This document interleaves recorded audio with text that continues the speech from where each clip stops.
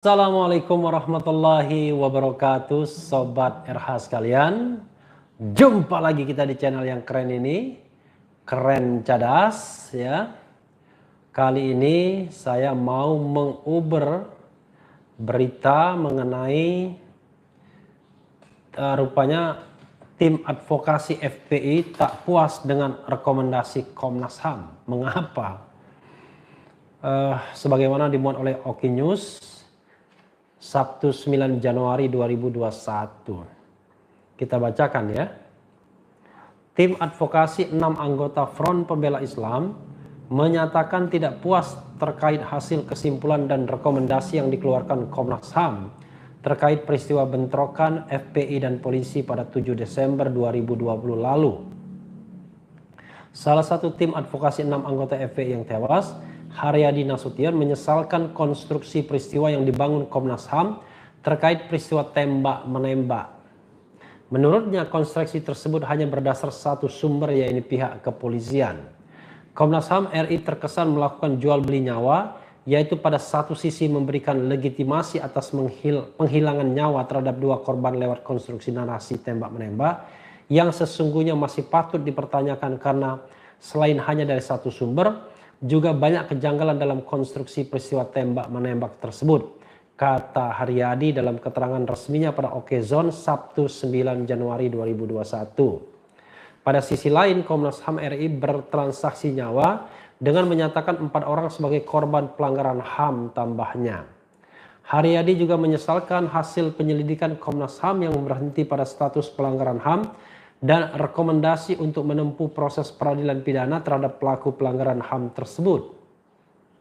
Sebab kata dia, jika Komnas HAM konsisten dengan konstruksi pelanggaran HAM, maka merekomendasikan proses penyelesaian kasus tragedi 7 Desember 2020 di Karawang lewat proses sebagaimana diatur dalam Undang-Undang Nomor 26 Tahun 2000 tentang Pengadilan Hak Asasi Manusia.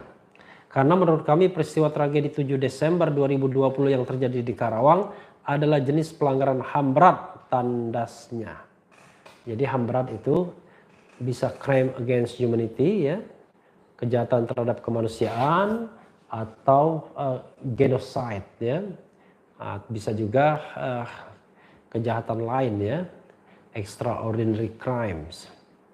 Nah, Sobat RH sekalian, ini yang ketidakpuasan ya. Jadi Sobat RH sekalian, wajar kalau terlihat tidak puas karena memang dalam press conference Komnas HAM itu seolah-olah ada 2 bagian ya. Bagian pertama adalah bagian yang bercerita mengenai tembak-menembak. Dan bagian kedua adalah bagian yang bercerita tentang adanya pelanggaran HAM, hak asasi manusia, oleh aparat kepada 4 orang laskar FPI. Tetapi yang menjadi masalah adalah ketika mengkonstruksikan ada pelanggaran hak asasi manusia, yang direkomendasikan adalah yang direkomendasikan adalah pengadilan biasa, pengadilan pidana ya. Padahal kita tahu kalau rekomendasinya adalah panggilan pidana ya, pengadilan pidana, ya maka akan dikembalikan kepada pihak kepolisian lagi sebagai penyelidik, lalu mengalami proses yang biasa saja ya dalam criminal justice system, dari kepolisian ke kejaksaan lalu ke pengadilan. Beda kalau yang direkomendasikan adalah pengadilan hak asasi manusia, maka akan jauh lebih spesial karena Komnas HAM sendiri yang akan bertindak sebagai penyelidik, lalu Jaksa Agung akan menjadi penyidik dan penuntut. Dan Jaksa Agung kita tahu nanti akan bisa merekrut jaksa independen ya, untuk mengurai, untuk membuat jelas, membuat terang duduk perkara atau kasus ini. Jadi Sobat RH sekalian, itu pada bagian yang kedua. Nah, bagian pertama memang seolah-olah melegitimasi adanya cerita tembak-menembak itu ya. Padahal tentu kalau mau tahu cerita tembak menembak sebenarnya memang harus dari sumber yang banyak, tidak hanya sumber kepolisian ya. Terkait misalnya begini, paling gampang adalah mengenai kalau memang terjadi tembak menembak itu, berapa tembakan yang dikeluarkan oleh pihak kepolisian, berapa tembakan yang dikeluarkan oleh pihak FPI misalnya. Lalu kalau kita lihat korban misalnya, siapa korban yang meninggal, 2 di depan dan siapa yang meninggal 4 di belakang misalnya. Kalau kita katakan meninggal 2 di depan dalam sebuah kejadian tembak menembak, apakah jarak tembak yang dinamis itu ya, karena kan mobil bergerak itu apakah dengan mudah bisa menemui tempat-tempat yang mematikan seperti jantung misalnya, karena mengingat mereka ada di dalam mobil.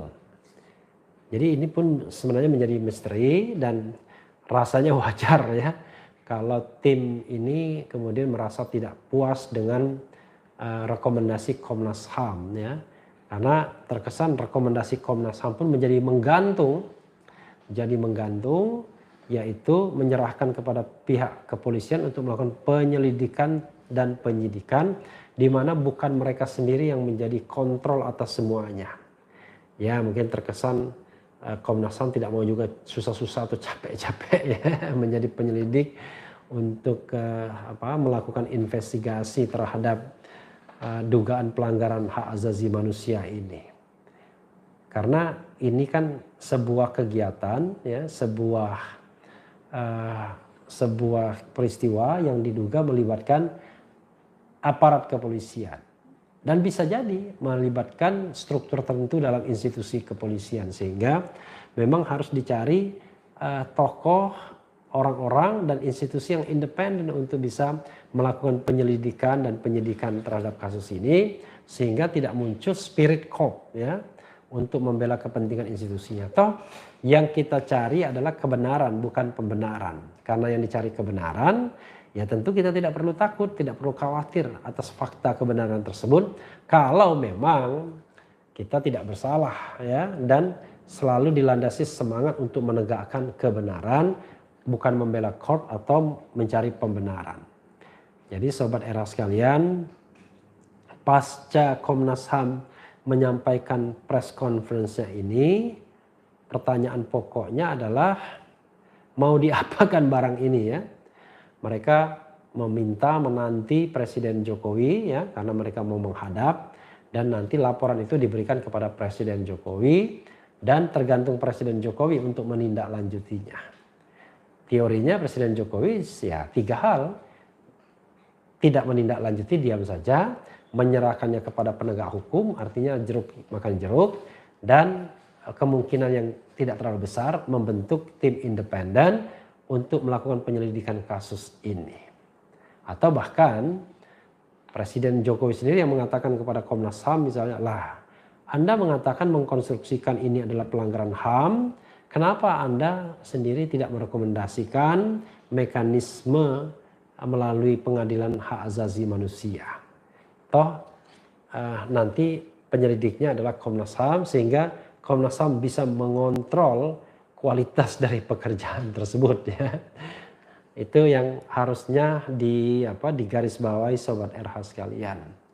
Dan memang ketika kita membaca rekomendasi lain misalnya mengenai kepemilikan senjata api dan lain sebagainya, terkesan kok rekomendasinya itu ya win-win solution untuk menyenangkan mungkin juga ya pihak lain ya, saya tidak tahu persis, agar tidak terkesan bahwa Komnas HAM keras betul. Tapi kalau misalnya cerita tentang senjata api, tentang tembak menembak itu hanya berasal dari satu versi, yaitu versi kepolisian sendiri, harusnya ya rekomendasinya bukan rekomendasi soal kepemilikan senjata ya, rekomendasi untuk lebih mendalami lagi peristiwa yang pertama. Karena katakanlah bahwa Komnas HAM menduga ada pelanggaran prosedur ya, tetapi karena keterbatasan waktu dan saksi-saksi, maka biarlah ini dilakukan nanti proses penyelidikan dan penyidikan yang pro justisia, kan seperti itu misal ya. Jadi tidak memberikan legitimasi seolah-olah yang dua itu tewas secara benar. Yang lawful killing, yang unlawful killing, yang di luar hukum itu hanya yang 4 saja.